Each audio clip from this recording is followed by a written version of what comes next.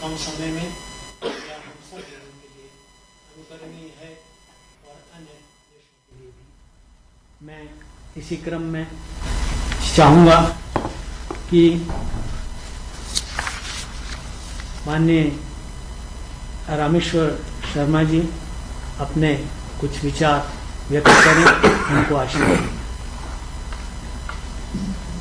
आज के हमारे कार्यक्रम में हिंदी विश्वविद्यालय के भवन के लोकार्पण के अवसर पर मध्य प्रदेश और उत्तर प्रदेश के महामहिम राज्यपाल माननीय आनंदीबेन, हम सबके लाडले नेता और जिनकी कल्पना से मध्य प्रदेश में हिंदी विश्वविद्यालय का जन्म हुआ और ऐसे हिंदी के प्रोधा या हिंदी के सेवक जिन्हें राजनीतिक मंच से लेकर विश्व के पटल पर हिंदी के नाम को सर्वोच्च स्थान दिलाया, श्रीमान अटल बिहारी वाजपेयी जी के नाम से ये हिंदी विश्वविद्यालय आज अगर यहाँ मूर्ति रूप ले रहा है तो इसमें मध्य प्रदेश के मुख्यमंत्री आदरणीय शिवराज सिंह चौहान जी का बहुत बड़ा योगदान है।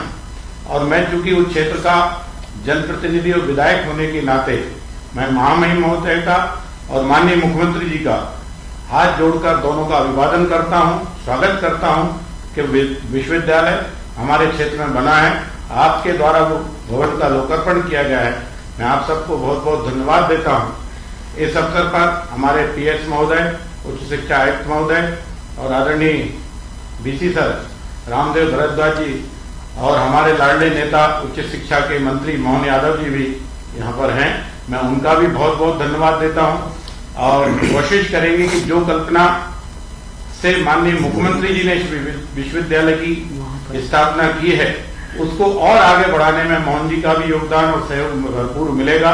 और बीसी साहब और उच्च शिक्षा के जो हमारे पीएस हैं वो सब लोग मिलकर इसको और अधिक अटल बिहारी वाजपेयी जी के नाम से जो विश्वविद्यालय है उसको फैलाने के लिए पूरा मध्य प्रदेश तो है पर देश पर भी हिंदी विश्वविद्यालय फैला, इसको और प्रचार प्रसार कैसे किया जाए और कैसे अधिक से अधिक छात्रों को इससे लाभान्वित कराया जाए, इसका हम लोग प्रयत्न अवश्य करते रहेंगे।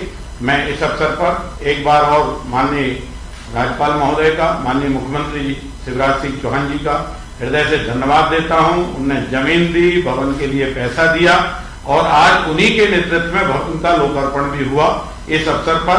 और आज सबसे बड़ी खुशी की बात है कि हिंदी दिवस पर हमने देश के अंदर हिंदी के प्रोधा के नाम से हिंदी विश्वविद्यालय अटल बिहारी वाजपेयी जी के नाम से जो भवन का आज लोकार्पण किया है, इसके लिए भी मैं माननीय मुख्यमंत्री शिवराज सिंह चौहान जी का हृदय से बहुत बहुत धन्यवाद देता हूं। और इसी तरह स्नेह, आशीर्वाद और हिंदी की उपासना में उनका सहयोग हर हमेशा मध्य प्रदेश और देशवासियों को मिलता रहेगा। आप सबका इस कार्यक्रम में पधारे हृदय से स्वागत, वंदन, अभिनंदन, धन्यवाद। बहुत बहुत धन्यवाद शर्मा जी। मैं अब इस कार्यक्रम को आगे बढ़ाते हुए मध्य प्रदेश शासन में उच्च शिक्षा मंत्री माननीय श्री डॉक्टर मोहन यादव जी से अनुरोध करूंगा, जिन्होंने विशेष तौर पर बहुत रुचि ली, रात दिन एक करके 1 माह के अंदर यह कार्य संपन्न कराया। मैं व्यक्तिगत तौर पर उनका ऋणी हूं और मैं उनसे अनुरोध करूंगा कि वो ऐसी ही कृपा बनाए रखें और हमें अपना आशीर्वाद दें।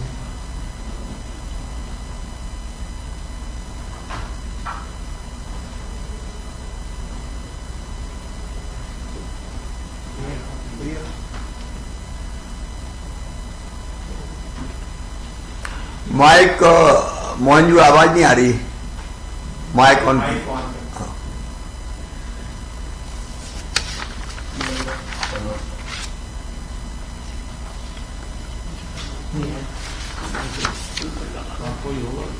मैं लगा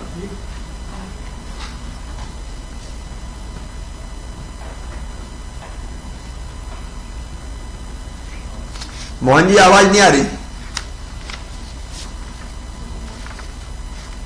मोहन जी आवाज नहीं आ रही आपकी, एक बार चेक कीजिए, माइक चेक कीजिए, माइक आवाज नहीं आ रही, आवाज नहीं आ रही। कोई सहयोगी हो तो माइक चेक करें।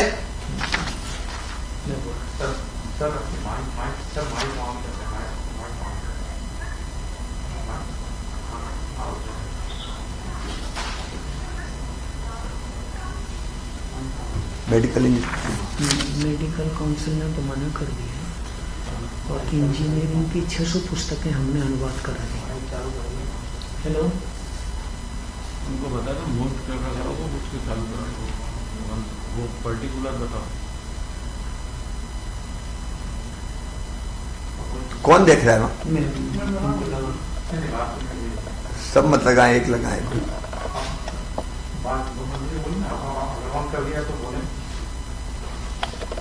अरे आवाज नहीं आ रही मंत्री जी की आवाज।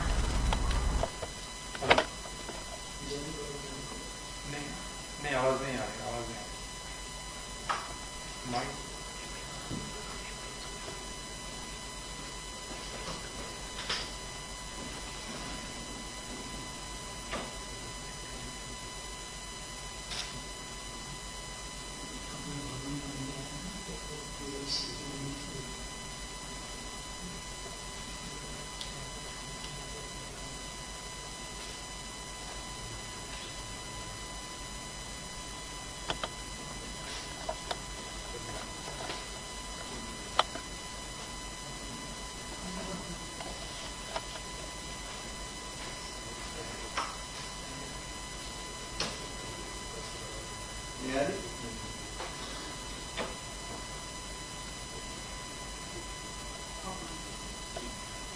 This conference is being recorded.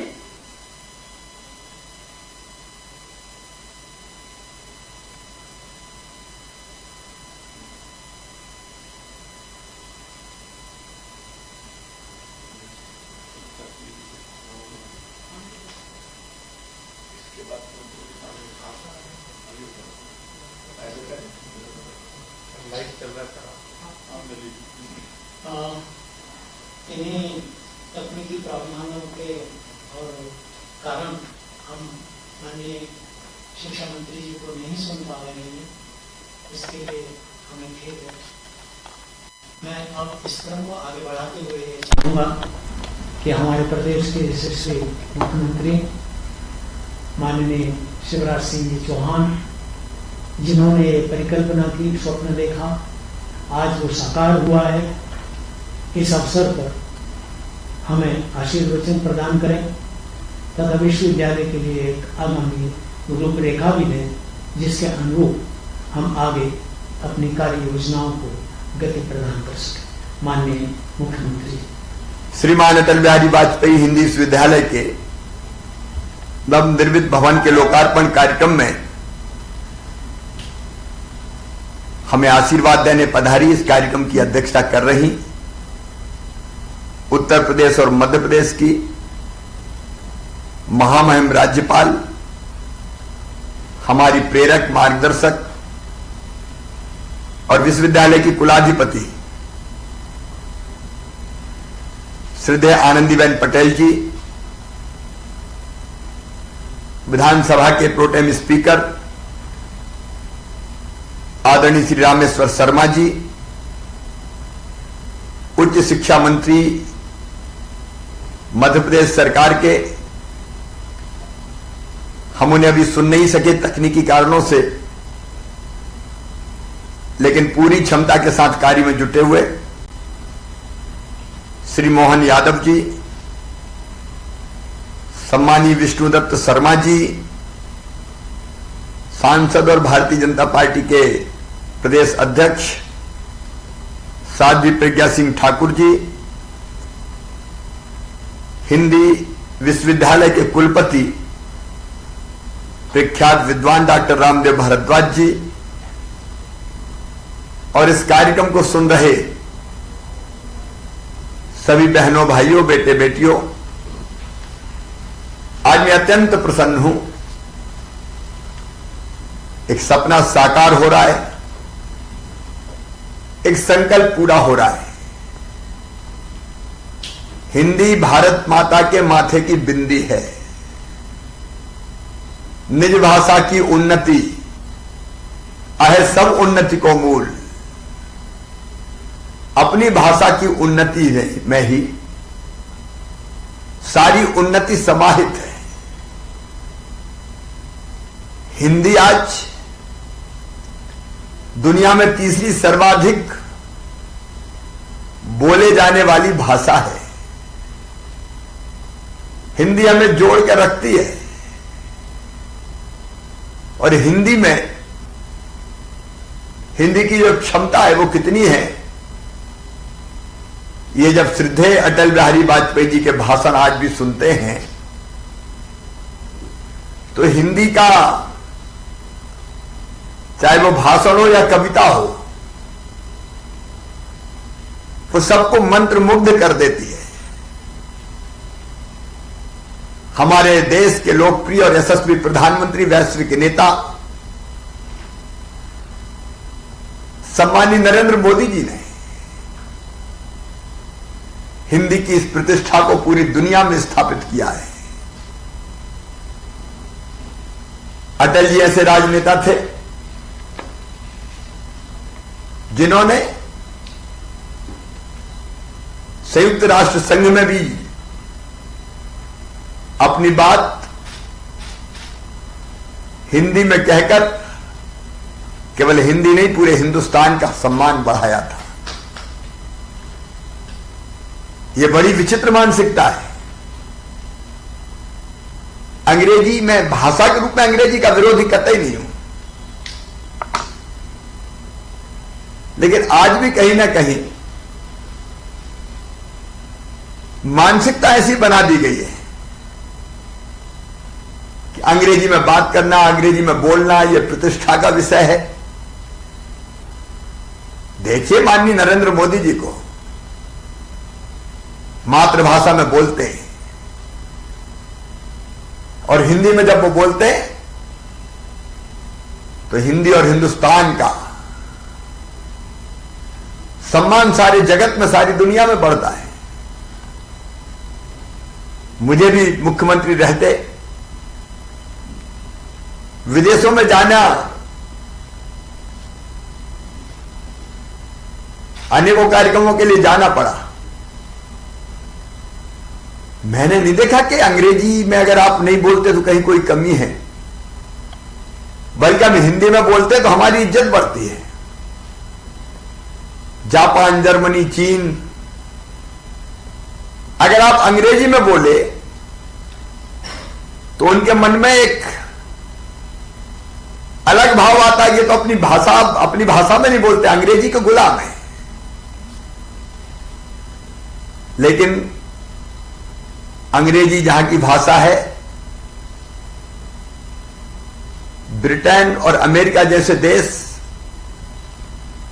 वहां भी जब हम अपनी भाषा में बोले तो उनकी नजरों में, उनकी दृष्टि में मैंने तो अपना सम्मान बढ़ते हुए देखा है।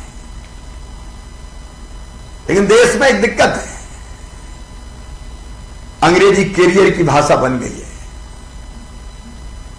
उससे एक प्रचलन सा चल पड़ा है कि अंग्रेजी नहीं सीखेंगे तो फिर कुछ बनेगा नहीं। मैं दावे से कह सकता हूं, जब चीन में चीनी भाषा में पढ़ाई हो सकती है, जर्मनी में जर्मन में पढ़ाई हो सकती है, जापान में जापानी में पढ़ाई हो सकती है, तो हिंदी में पढ़ाई क्यों नहीं हो सकती? जब मैं संसद का सदस्य था तो मैंने देखा कि हिंदी भाषी राज्य के सांसद अंग्रेजी में भाषण दे रहे थे, तो एक दूसरे सांसद ने उठकर कहा था कि अंग्रेजी में भाषण देके जरा अपने चुनाव क्षेत्र से जीत के आओ, तब हम जाने। ये जबरदस्ती प्रतिष्ठा का विषय बना लिया गया है।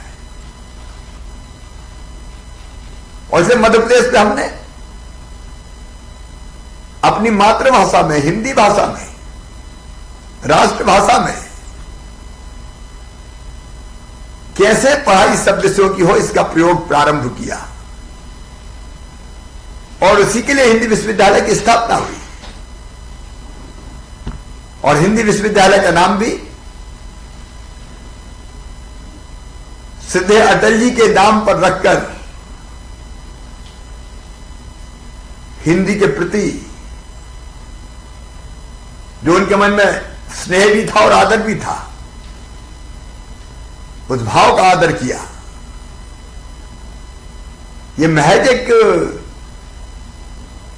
कर्मकांड नहीं था विश्वविद्यालय की स्थापना, उसके पीछे एक सुविचारित सोच, हिंदी में कैसे सब विषयों की पढ़ाई हो। मैं जब भी ग्रामीण क्षेत्रों में जाता हूं, मैं देखता हूं बच्चे मेधावी है, प्रतिभाशाली है, क्षमता की कोई कमी नहीं है, बुद्धि की कमी नहीं, प्रतिभा की कमी नहीं,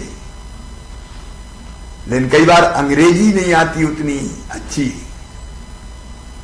तो मन में एक हीन भावना सी आती है। देखिए, अपनी मातृभाषा में अगर हम शिक्षा प्राप्त करें तो ज्यादा गहराई से, अच्छे ढंग से हम विषय को आत्मसात कर पाते हैं, समझ पाते हैं। दूसरी भाषा में पढ़ने के लिए पहले उस भाषा को समझने का बोझ हमारे दिमाग पर होता है, पहले उस बोझ को हम सहन करें और फिर विषय की पढ़ाई करें। अगर सब विषयों की शिक्षा, जिसमें चिकित्सा और अभियांत्रिकी जैसे विषय भी शामिल है, हिंदी में होने लगे तो गरीब परिवारों के, ग्रामीण परिवेश के हमारे बच्चे चमत्कार कर सकते हैं। भाषा की कठिनाई है, नहीं आती अंग्रेजी उनको उतनी अच्छी, लेकिन कोई क्षमता की कमी नहीं है। और इसलिए ये प्रयोग हमने किया कि हिंदी में पढ़ाई हो, शिक्षा दी जाए। और मुझे आज बताते हुए प्रसन्नता है कि विश्वविद्यालय में योग की, पंचकर्म की, प्राकृतिक चिकित्सा, उद्यान विज्ञान, मत्स्य पालन इत्यादि के अनेक पाठ्यक्रम हिंदी भाषा में चलाए जा रहे हैं। इससे हमारी बच्चों की ग्रहणशीलता बढ़ती है।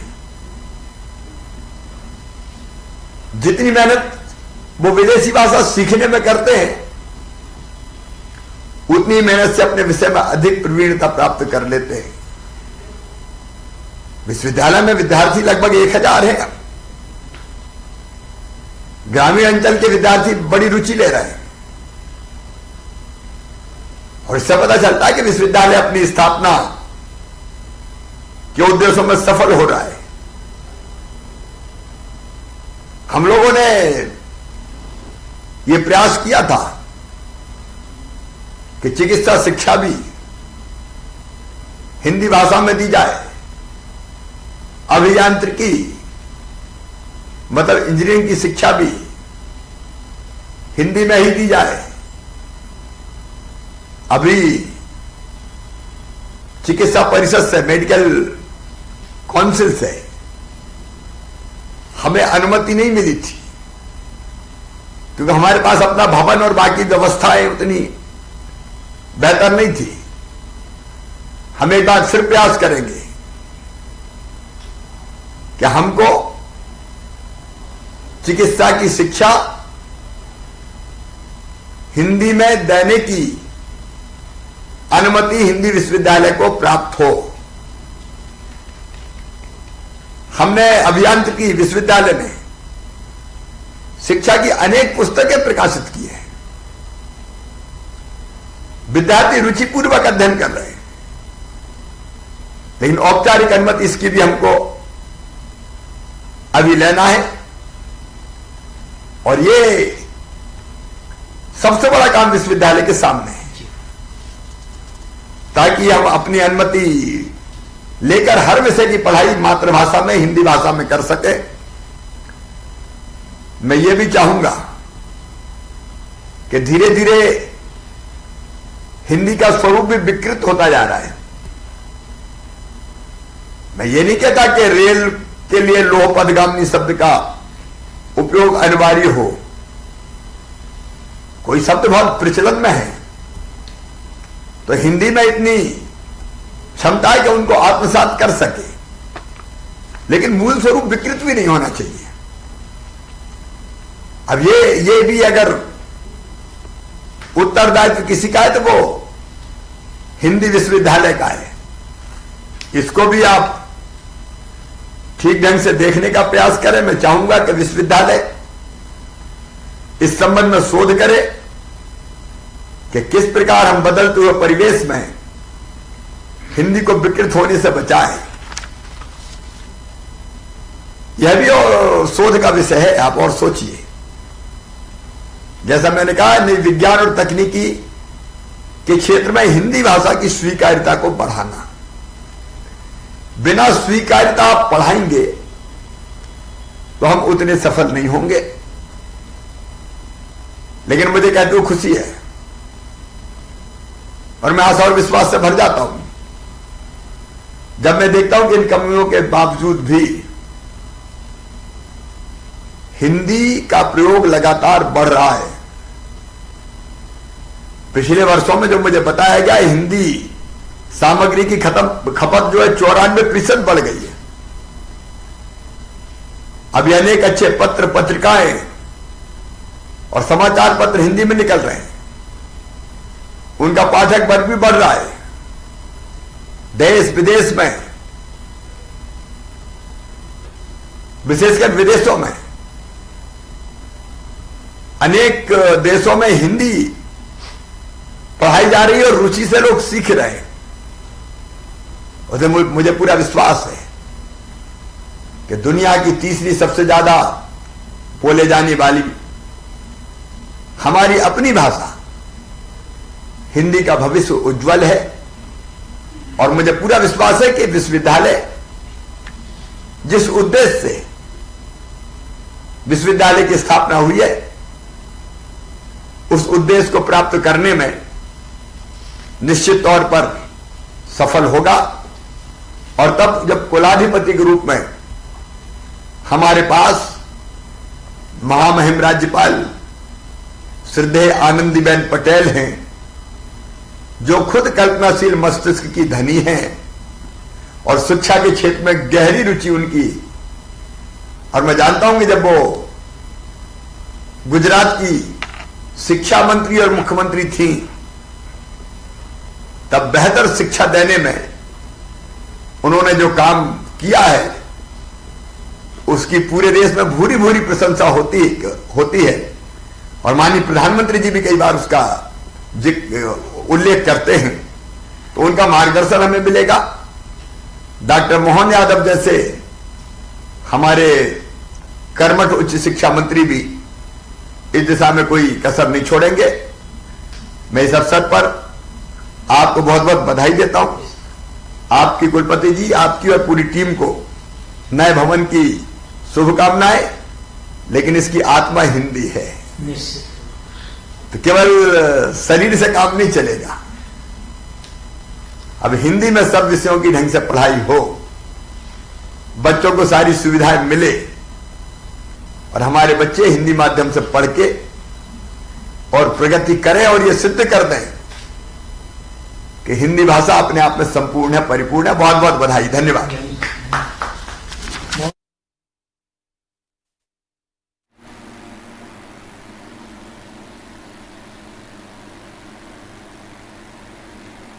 तो सीएम शिवराज सिंह चौहान को आप सुन रहे थे इस वक्त। आज हिंदी दिवस के अवसर पर अटल बिहारी विश्वविद्यालय के लोकार्पण का यह अवसर, जिसमें वीडियो कॉन्फ्रेंसिंग के जरिए तमाम मंत्रियों का जुड़ना हुआ। प्रोटेम स्पीकर रामेश्वर शर्मा, साथ ही ये अवसर है हिंदी का। और आज वीडियो कॉन्फ्रेंसिंग के माध्यम से नए भवन का लोकार्पण हुआ है। सीएम शिवराज सिंह चौहान का संबोधन इस वक्त आप सुन रहे थे, जो हिंदी को समर्पित आज का दिवस है।